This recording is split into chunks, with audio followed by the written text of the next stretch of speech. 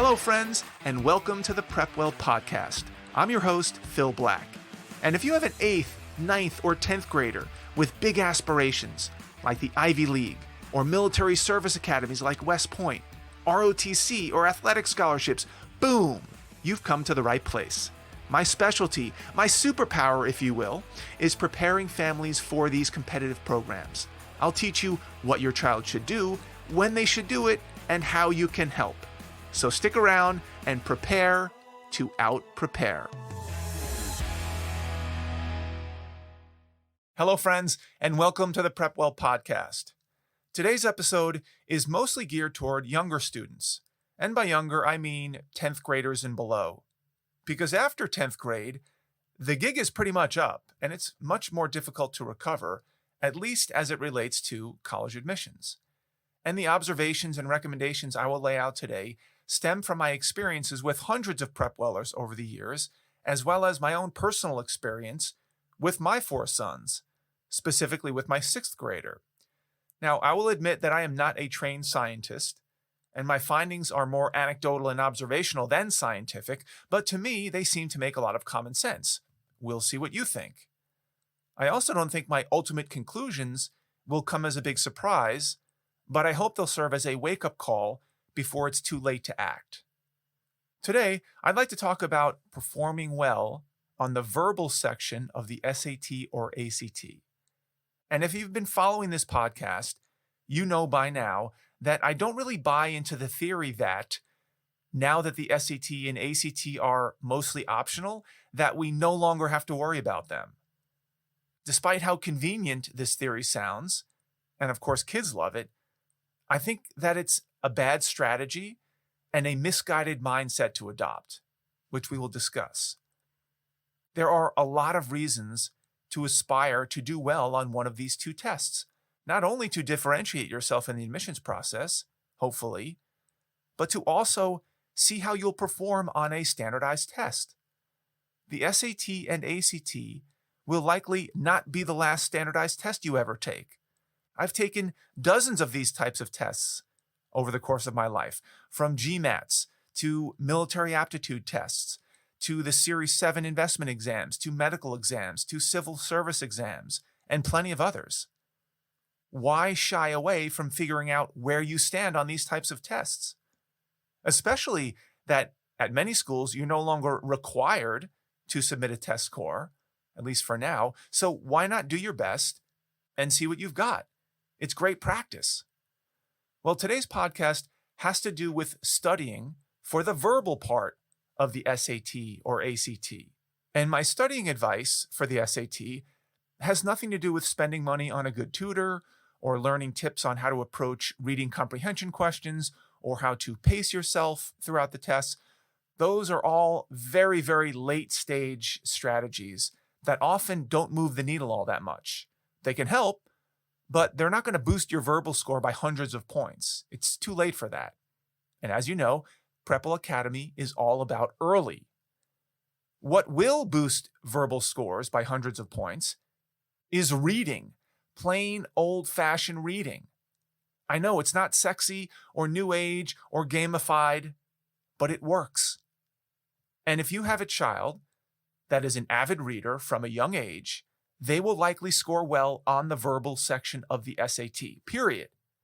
If you strip away every other factor, this is the factor that dominates. I know that may sound simplistic or maybe too easy, but I've seen it over and over and over again, including with my own 2 sons, because to do well in the reading section, you have to be a fluent reader. You need to have reps and reps and reps of reading so that it's second nature to you. If you're not an avid reader and reading the passages on the SAT test is a chore and you have to struggle through it because it doesn't come easy to you, not only will you be too slow, but the mental energy taken just to read the passages will take away from the brain power that you need to answer the actual questions. Students, in my experience, who are well-read, meaning they read all kinds of different books and genres, fiction, nonfiction, they are more confident and comfortable during the reading section because it's familiar to them. They've been there before. They can by dint of exposure alone, recognize grammar mistakes and syntax errors and sentence structures, and they can capture the essence of the passages faster. And the only way to achieve this level of comfort and competence is by reading from a young age. And please, please, please, please, please, did I mention please? Please do not assume that because your child has been getting A's in English class, even honors and AP English classes, that they will necessarily score well on the verbal section of the SAT, or that they're even a good writer for that matter. They may be, but please don't just assume that they are, especially if you haven't seen or read any of their written work for several years. I know this is an easy thing to do. I've done it myself until I started putting two and two together several years ago. In my experience, getting A's in English class and performing well on the verbal section of the SAT are not tightly correlated. Reading and doing well on the verbal part of the SAT are correlated.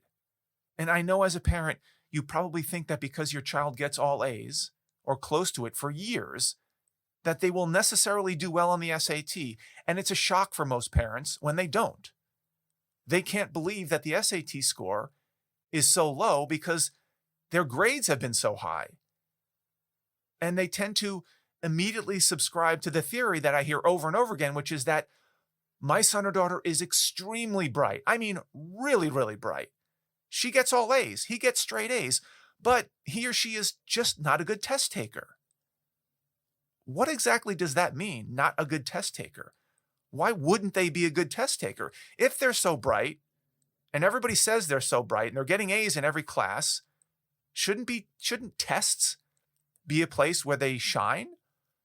Why is it that subjective grades from teachers with classrooms full of 30 students are somehow more indicative of a child's intelligence than an objective test given to millions of students with decades of comparative data? I know it's disconcerting when your straight A student lays an egg on the SAT, but I think we should all pause before immediately labeling them as somehow genetically inferior test takers, but otherwise brilliant scholars. In other words, be careful about how much credence you give to your child's grades. And don't be surprised if they don't deliver on the actual SAT right out of the gate. Which is why I am so adamant about having students take a diagnostic SAT and ACT test during their sophomore year. Because this will give you an unadulterated idea of where they stand on standardized tests. And if they lay an egg, it also gives them an opportunity to prepare for the real thing. It will wake them up to the fact that they need to get their act together if they want to be competitive. If you wait until the middle of junior year or senior year, thinking that your child will do just fine on the SAT because they've been such a standout student and everybody tells you that they're so brilliant, don't be surprised if the scores don't match those expectations. Okay, I got a little off track there. Let's get back to the matter at hand, which is how to ensure that your child does the best they can on the verbal part of the SAT. I believe that it starts early. If it turns out that with some combination of your influence and genes and environment and their attitude and early experiences and exposure to books and reading and some luck, that they become avid, if not voracious readers from a young age, I mean second or third grade, then they will likely do well, if not very well, on the verbal part of the SAT. That's it. That's my unscientific theory.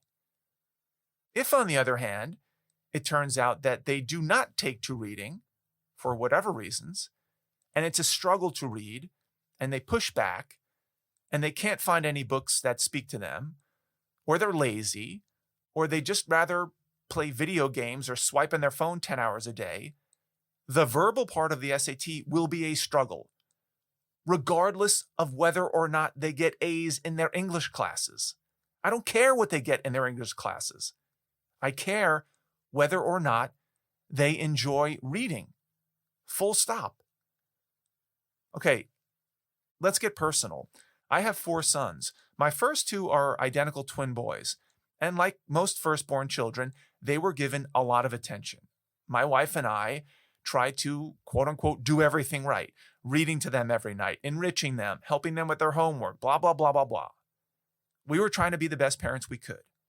I would read to them with crazy British accents and wild intonations and gestures and costumes.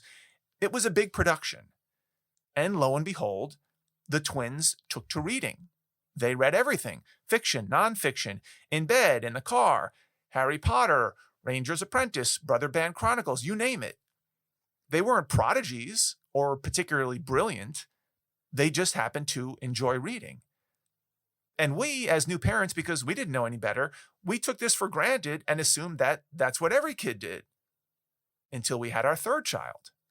When our third son came, I hate to admit it, but I had lost a bit of enthusiasm for the reading histrionics. I was a bit burned out. And of course, my wife and I still were dealing with the two older twin monsters who were not letting up, so our energies were divided. And no, before you call Child Protective Services, I did not abandon child number 3.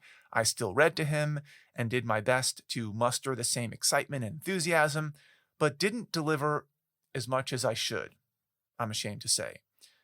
But at the time, I felt like I was doing my best. Well, lo and behold, my third son didn't particularly take to reading. He had many other things going for him, but on his own independent reading was not necessarily one of them. And finally, when our fourth son arrived, and I saw how things were turning out academically for sons 1, 2, and 3, I realized that I had to regroup. I didn't want to leave son number 4 out in the cold.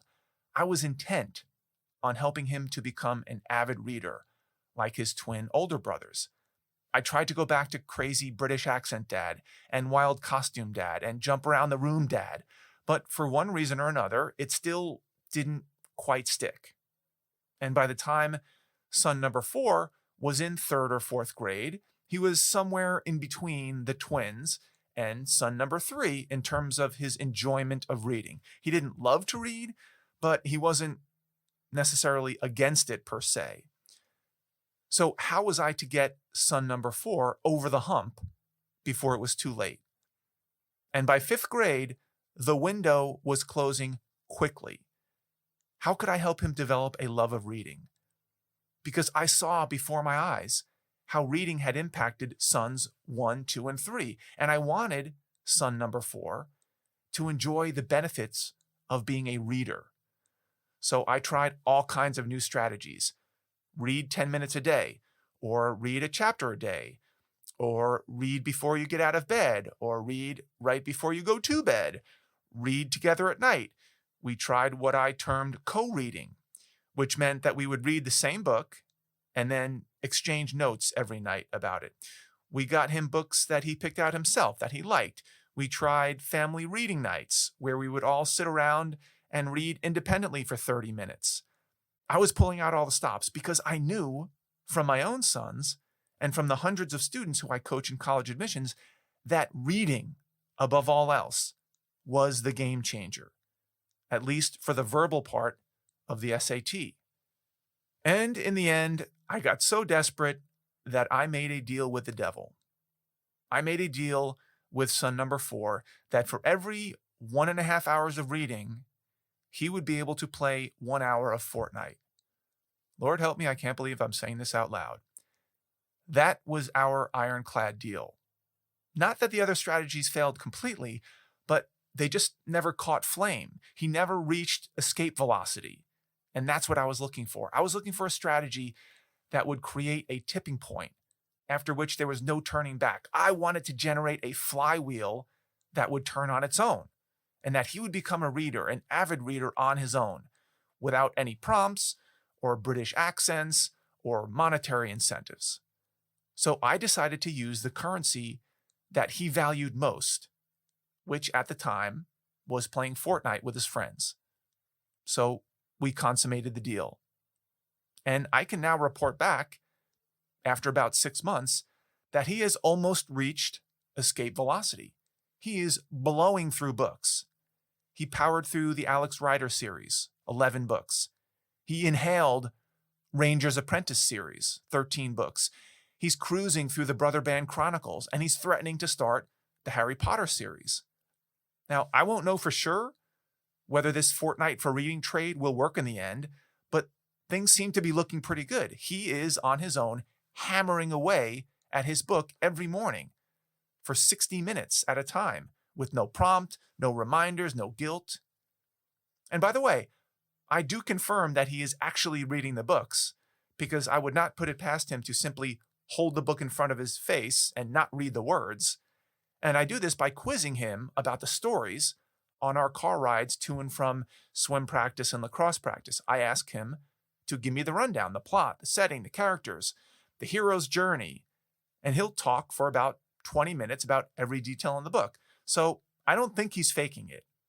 Now, time will tell whether this new engagement with reading, I won't quite say it's a love of reading yet, but time will tell if this new engagement with reading will outlast his Fortnite fascination. I pray that it will. And if the promise to play Fortnite has turned my youngest son into a reader for life, I'm all in. The last quick tip that seemed to work, and I think it holds true for all age groups, especially for the reluctant readers out there, is to make sure that the child is enjoying the first few books they read. Let them know that if they are bored or they don't like the book, switch to a new book. Now is not the time to ram Shakespeare and Homer down their throats. I don't care what they read. I don't care if what they want to read is below their reading level. I just care that their eyes are tracking words across a page and that they're sustaining concentration for more than a few seconds at a time. If they like what they're reading, they're more apt to continue, and it won't be looked at as a chore. Worry about the level that they're reading at a much later date, if at all. All I try to do is to build a habit of reading so it becomes part of the routine at almost any cost.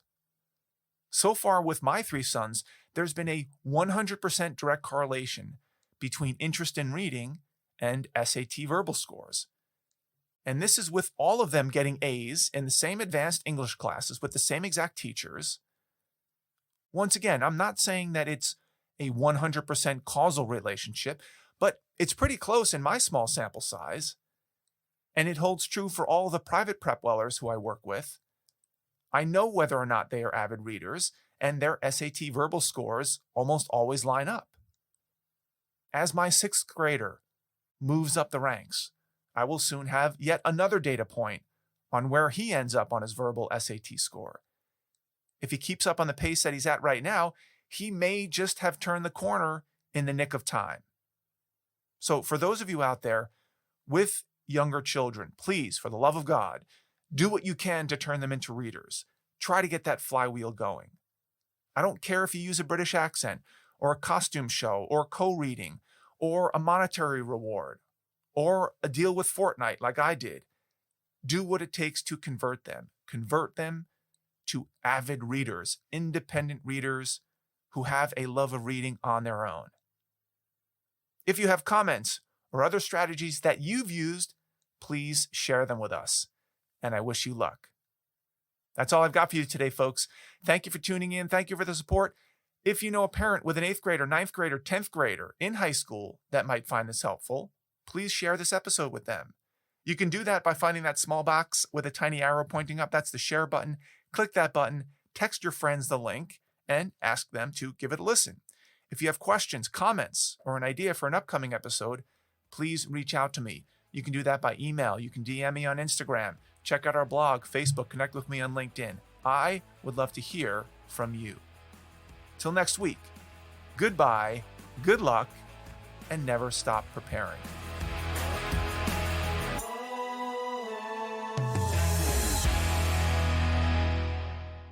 This podcast is brought to you by PrepWell Academy.